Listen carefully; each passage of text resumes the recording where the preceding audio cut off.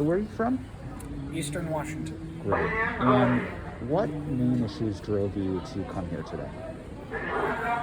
The people being ignored, the Constitution being thrown under the rug, and the overall fact that our government, whether it's federal or state, doesn't seem to care about what the people have to say anymore.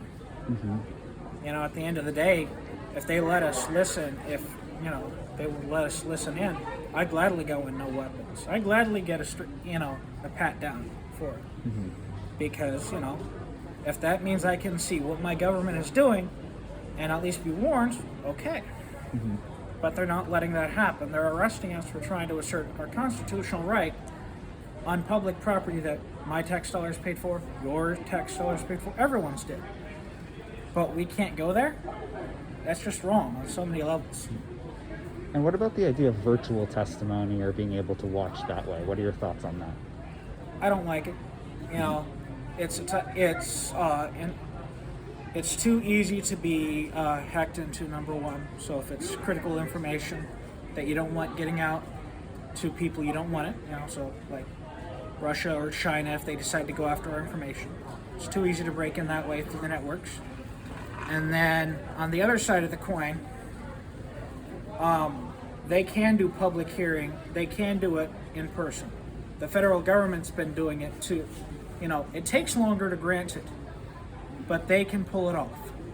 So if our federal government can do it, why can't our state? When our state government, as far as raw numbers, is something like a quarter of the people present on the high end. So if the federal government, which has anywhere between 10 to 20 aides per person, per senator, per congressman or woman, hell, the president has over 30, in various roles. If they can pull off those things, then why can't our state government do that and allow the people granted with, rules and regulations?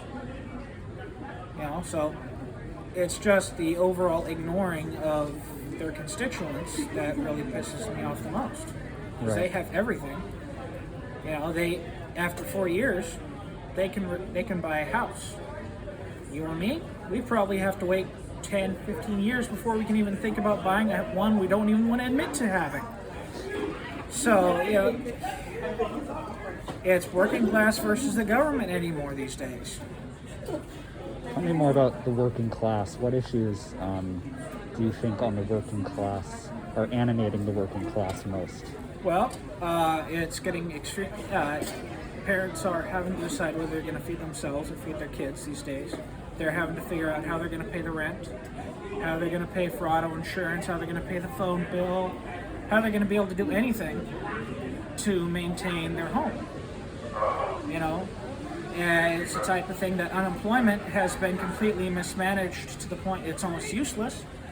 And it's a completely automated system, so there's you can't call up and say, hey, I've got a problem, and work with a human and figure it out like this. You send in a message to the computer, and then it sends you a blank, piece of paper, basically, and just repeats what it said before. And so there are honest issues. Servers that don't want to work right, or if your internet connection's a little bit spotty, you can't call in anymore effectively these days. Right. And so for the average working man or woman, or he, she, whatever you want to call yourself, you're basically screwed. Because you've got to hope and pray that the state or the federal government kicks you more money, because they've screwed over the jobs. 33% of small businesses in Washington alone. One of the just in my town, I'm not going to go into specifics, we've lost 3 businesses that, were favorites there in the top 10 due to COVID. And, those small businesses employ the bulk of the people. So, right. The working class is getting stretched thin to the point of breaking, and a lot of people already have. Thank you very much.